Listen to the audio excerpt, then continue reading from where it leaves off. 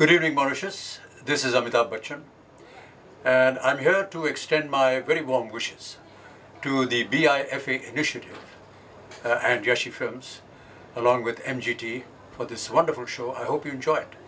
And all my good wishes to all the people of Mauritius and for this great show. Thank you so much. नमस्कार Mauritius, मैं अमिताभ बच्चन बोल रहा हूँ और मैं अपनी तरफ से आप सब लोगों को बहुत बहुत बधाई देना चाहता हूँ।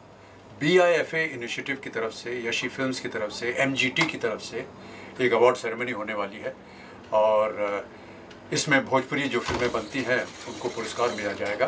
तो आप सबको मैं अपनी तरफ से बधाई देता हूँ। भोजपुरी में मैंने 3 फिल्मों में काम किया है, गंगा, गंगोत्री, गंगा देवी, और बहुत अच्छी फिल्में हैं ये, आप देखिएगा, आपको मज़ा आएगा। तो मेरी तरफ से अनेक शुभकामनाएं और ढेर सारा प्यार। नमस्कार।